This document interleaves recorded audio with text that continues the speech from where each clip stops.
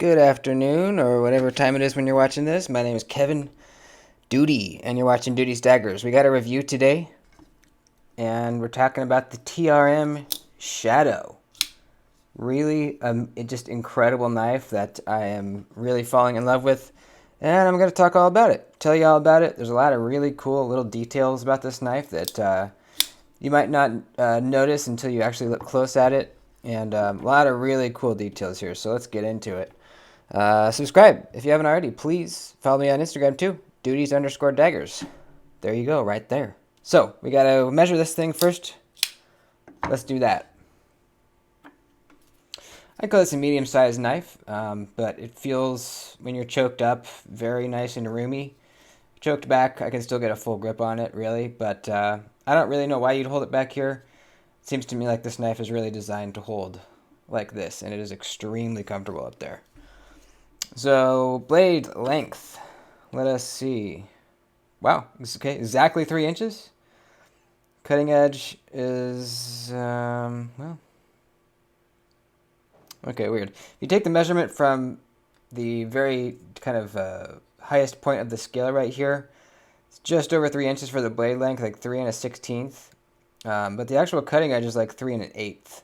A little bit more cutting edge than actual blade length from this point to the tip, because the heel actually comes kind of below that line a little bit. So the handle is just over 4.5 inches, and overall we're looking at about 7 5/8 inch. Let us do some size comparisons. Get an idea of how big it is. There's the PM2 right there. Smaller Spyderco Native 5. Similar knife to the Native 5 in some ways. Kind of similar-ish profile, similar kind of handles with the choke-up spots, but bigger than the Native 5. Let's do the Kaiser Drop Bear. And let's do the Kaiser Gemini. There you go. And 2 more. Some of the best budget button locks ever. The CJRB Echo and Pyrite.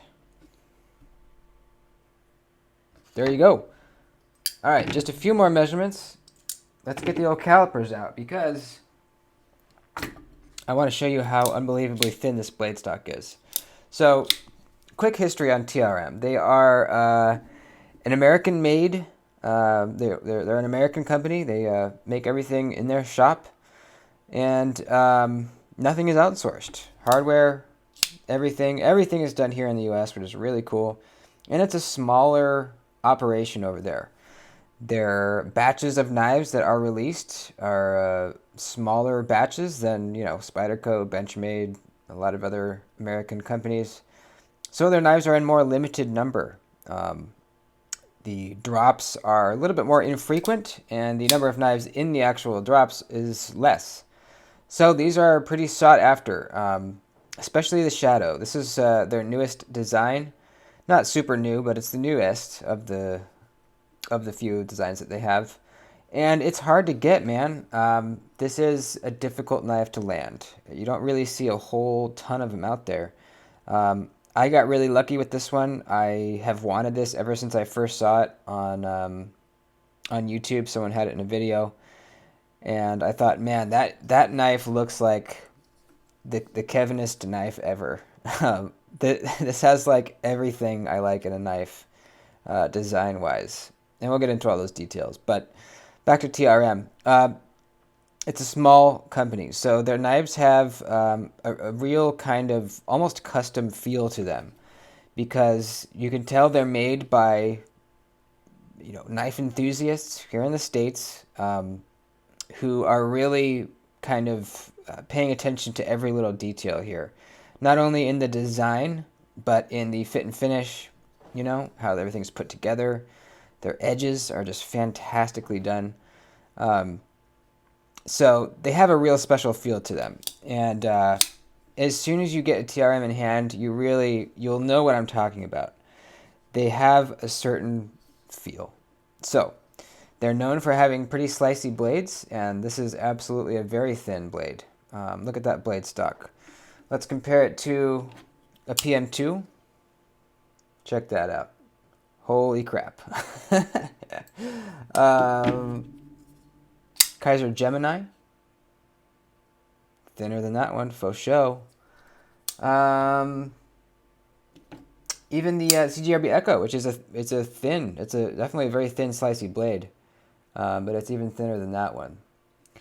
So what do we got? What is the measurement?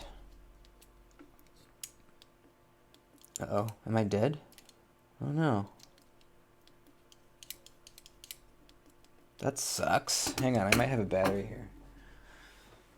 I hope so. I hope they gave me a replacement battery in here. Let's see. I think I remember seeing one. Yay! Oh, we got two. Hell yeah.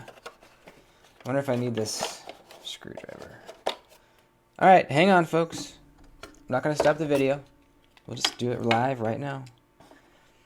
Where's the battery? Probably in this little case right here. So, TRM. I always knew of TRM. Obviously, if you're in the knife world, you know of TRM, more than likely, at least. And I always kind of just, I knew they were really hard to get, and for a while I was trying to get the Shadow.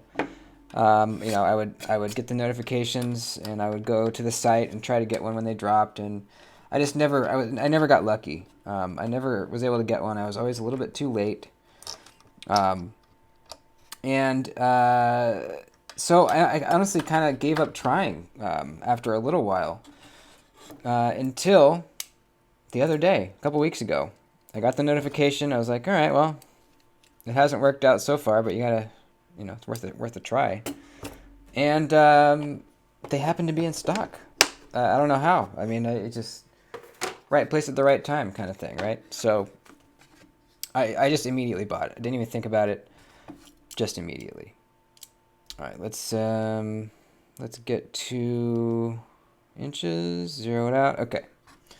Blade stock thickness is 0.08. Very thin. Now, the thinness behind the edge is not super thin. It's very interesting. Typically, if you are looking at a measurement behind the edge that is, anywhere from 7 to 12 thousandths behind the edge is a very, very thin, slicey blade usually. But there are a lot of factors that goes into a blade being slicey. It's not only the thickness behind the edge, it's the blade stock thickness, the type of grind, how aggressively they taper down to the final edge, the wideness of the edge bevel, how they sharpened it. There's a ton of different elements to a slicey blade. So while we have very thin blade stock, the actual measurement behind the edge is not super thin. It is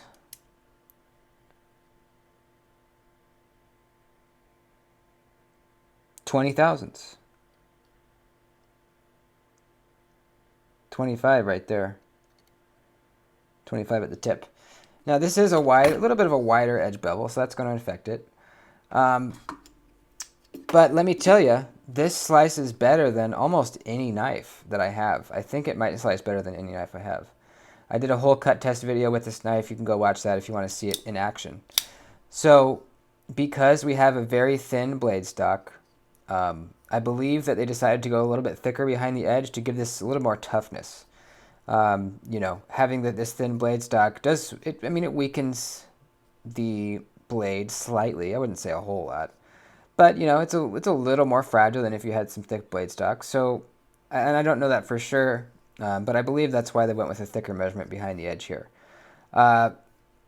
In practical use, cutting with this thing, it's going to slice extremely well. Extremely well. I was blown away. I was really blown away at how well this thing cut. So there you go. There's our measurements. So let's talk about the construction. We have G10 handles. or handle scales. This knife, they do make this knife in full titanium, but they're just so rare and hard to get that I have never even seen them for sale. I know they have been for sale a few times, but you know they make very small numbers of them. They go instantly. But you know, more than likely, if you're able to get one, it's going to be this G10 one.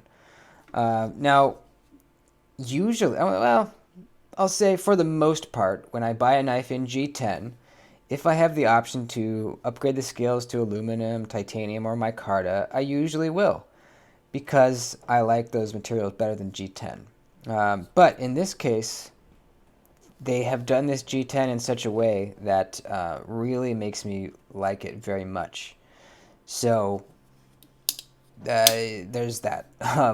The quality of the G10 is just really nice. You guys know what I mean when I say like some G10 almost feels just like plastic.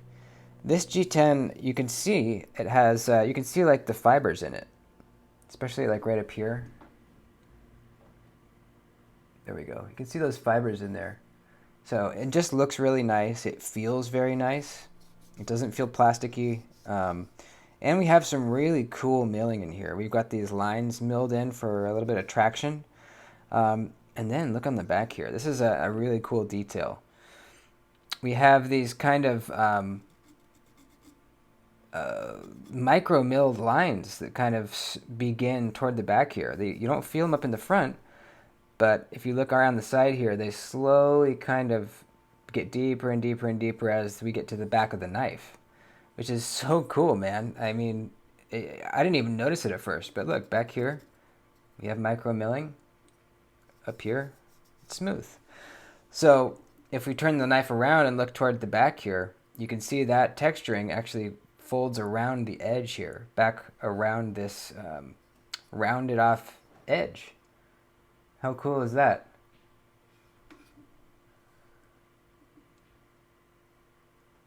Such a cool detail. So as the knife's in your hand, you get some traction right there. Very cool how it just slowly kind of goes from smooth to more rough as you go down the knife this way. So cool, man. So freaking cool. These scales are also contoured, and they are thicker here at the spine than they are here. So if you look, well, yeah, you won't really be able to notice, but they're thinner here, and they get thicker toward the back. So they're contoured. And one way you can really tell is by looking at the pivot here. So this is kind of, to me, it's almost like the centerpiece of the knife is this really beautifully milled pivot. Kind of like lines radiating out from a point here at the bottom. Just really, really nicely done. Such tiny lines. I mean, I don't even know how they're really doing that. But this pivot, if it was flat on a contoured surface, you would feel sharp edges. So they had to contour this pivot as well. And you can see in the right light that we have three separate flat surfaces on the pivot. See right there? So that's providing the contouring so that the pivot follows the contouring of the G10. So we have no sharp edges anywhere around it. That's so cool, dude. That is so cool. I don't know how they did that. I'm not a machinist, but it seems like it'd be really difficult. Really, really freaking cool, dude. So the G10 handle scales are done very nicely. Another cool detail about the G10 is there's a chamfer on the inside edge of the G10. See that going all the way around? Sometimes this inside edge of G10 can be a little sharp. If we look at the Shaman, it's something that some people complain about with the Shaman. This edge right here is a little sharp. Now you wouldn't think that you would really feel it because it's on the inside, but you actually do. A lot of people actually knock that down themselves on the Shaman, and I think I'm going to do the same. But here on the Shadow, they have that all knocked down already, all the way around the knife, through the back, and when we get up here to where the liners are, you can see the chamfer continues even on the liners until we get to the stop pin, and then they do a little break. And then they actually continue for this last like 1/8 of an inch there, which is so neat, man. They didn't have to do that. They could have just left this whole thing just square, or even have it break before the stop pin and then just kept it 90 degrees all the way up to here. But they decided to do that just to add a kind of a cool little touch. So that's another cool little detail. Inside chamfer. If we look at the cutout on the G10 for the river lock, which is they're calling their crossbar lock the river lock, which, yeah, it's fine. Just call it a crossbar lock, though. You can see the cutout for that is chamfered around that edge as well. And it's actually a thinner chamfer down here and a little bit of a wider chamfer up towards the top over here. See that? So that's kind of cool. You know, where you're grabbing it up at the top, you have a little bit more space in here for your fingers, and a little bit less down at the bottom there. All the corners are just so nicely rounded off. Really done. So nice. This is the nicest G10 handle I've ever seen, without a doubt. The pocket clip spot is milled out, so it sits completely flush in there with flat-headed screws. And we got a spot for the lefties. We got a titanium plate in there, filling in whatever position the pocket clip is not. You got the filler tab there. That's great, man. I love that. So, yeah, all the hardware is completely flush with the surface of the G10. You run your finger down here, you don't even feel the hardware. It's just, man, done so well. So freaking well, man. G10 backspacer that's just done seamlessly. Actually, you know what? I take that back. That's not a backspacer. That's part of this show side scale. You can see the seam running right here. So yeah, there's not two seams, just one. So it's part of this scale. Yeah. So that's the handle. Pocket clip works extremely well. Really done nicely. It's a titanium clip. I was just watching a video of them bending these clips in their shop. It's really cool how they do it. They were saying that for some parts of the clip, when they're bending it, they do have to heat it up slightly. And I think it's cool that you can actually see a little bit of the heat anodization right down in there from when they were bending it. Let's see. Right in there, you can see a little bit of heat anodization. I don't know if it's coming across for you. But I don't know. I just think that's cool. It's like a little remnant of you can tell someone is actually bending these clips with their hands. I just think that's a cool little detail. The clip works great. No issues whatsoever. This goes in and out of the pocket super nice. Stylish, you know, not too fancy, not too long. Perfect size, I think. Really like the clip. All right, the blade. This is a 20 CV blade. And it's a very kind of unique sheep's footy kind of blade. Someone might call this a reverse tanto. This is a sheep's foot, though, to me, because we have some belly. Some of you might call it a drop point, actually. To me, it's I don't know. Just call it whatever you want. It's a sheep's foot, though, I think. It's just done really nicely. We already talked about the blade stock thickness and behind the edge. This is such a useful blade shape. Really nice low tip. This thing did really well with the utility cuts. The plunge grind is done very well. You can see that kind of the plunge grind is very subtle. It's almost hard to tell where it begins and ends. I mean, you can tell where it ends, but kind of hard to tell where it begins. But you can tell with your fingers that it kind of starts to get thicker right around here.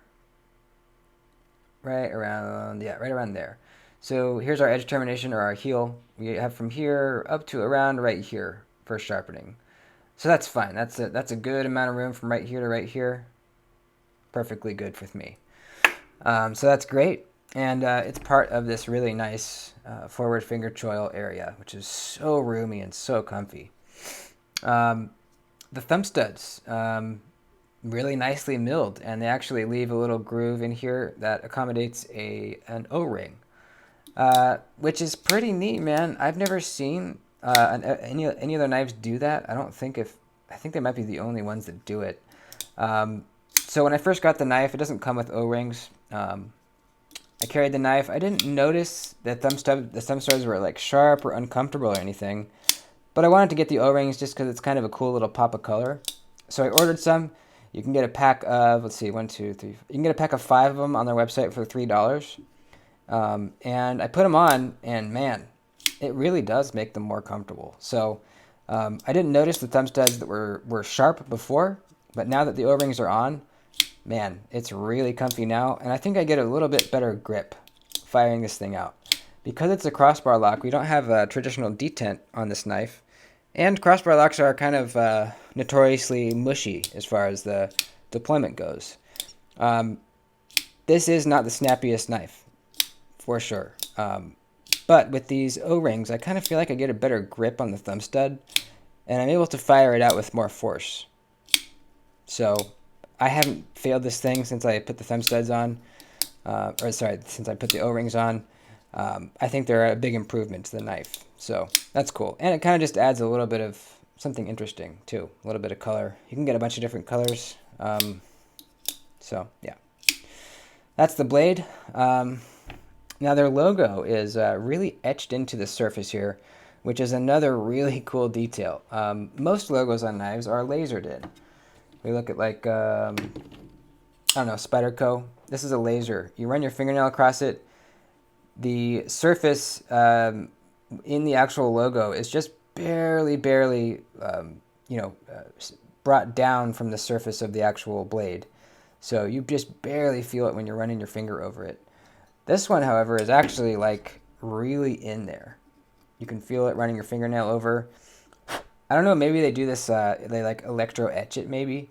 Or maybe it's just laser, but they just go deeper. I don't know exactly what they're doing. But this reminds me of like an electro etch that like custom fixed blade makers usually do with like, you get like a electrolyte solution and, hook up a positive and negative and then kind of etch it in there. That might be what they're doing. I don't know exactly. Either way, it looks so nice. And it's really just kind of solidifies the feeling of homemade or, made by a small shop with care. It really brings that vibe kind of even further with the knife. And on this side, too, is actually the same thing. It's actually really deep in there. If you run your fingernail along it, it's deep. It's really deeply etched in there. So that's cool.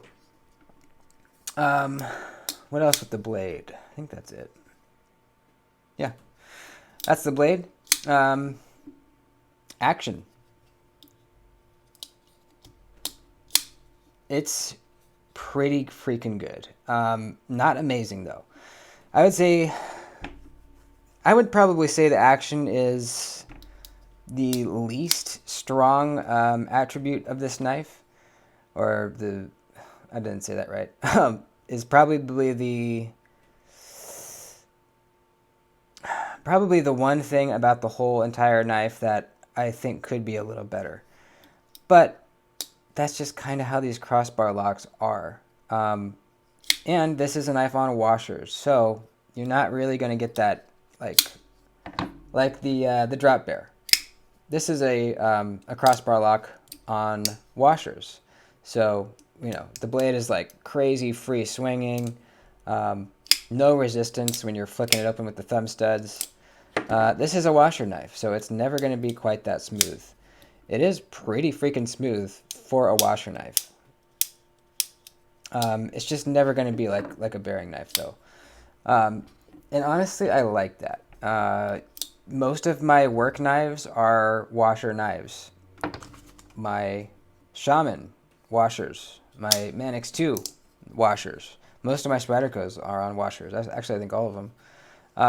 And for me, for what I do with work, that is preferable to have washers because, the air around me when I'm working is always filled with fine metal dust. I'm always grinding and cutting metal, and those metal shavings and metal dust they fill up your pockets. They get everywhere.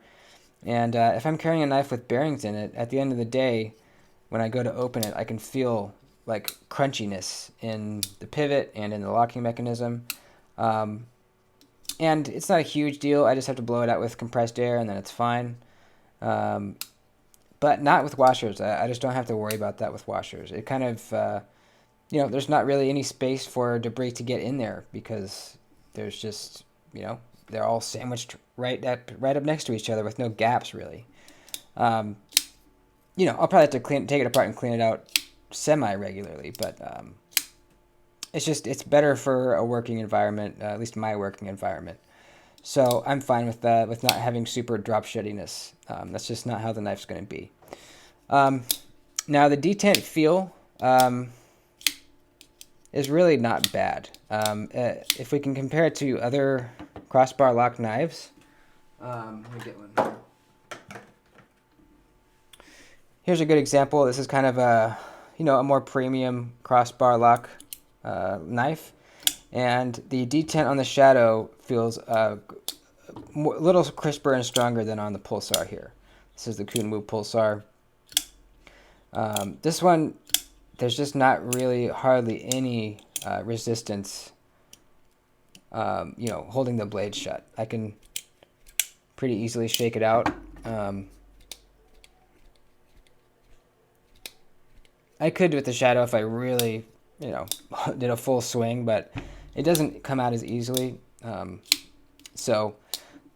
like the Drop Bear, this feels better to thumb flick because it's on washers. You can even adjust the tension of the Omega springs in here, and I have mine set pretty high tension. So this honestly feels a little better to thumb flick. But again, you can't really compare because it's bearings against washers. All in all, it's not mushy enough for it to annoy me. And that's all that really matters, right? It's not mushy enough to annoy me. Now, if there were a few other things about the knife that bothered me, maybe it would kind of become a larger issue.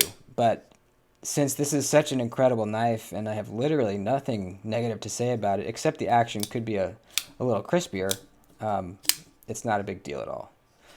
But you do need to know that. If you're thinking about buying the knife, if you think that's going to bother you, that is a thing. So that was the action. The ergonomics are just really, really good. You kind of feel that taper, the wider, fatter G10 toward the back, the thinner measurement up towards here. It just feels like, I don't know, you just feel locked in. It is really what it is. Just really comfortable, man. Cutting with this thing is an absolute joy. It passes through materials so easily. This is a knife that has just been growing on me more and more and more since I got it. I freaking love this knife. This is something that will never ever leave the collection. There's even more things that I could that I could mention about it, and I probably won't because we're already almost a half-hour review. Holy crap! There's just so many things to talk about with this knife, and you wouldn't really initially think that maybe that was the case just looking at it briefly, but that's what I'm saying, man. There's so much detail here, so much.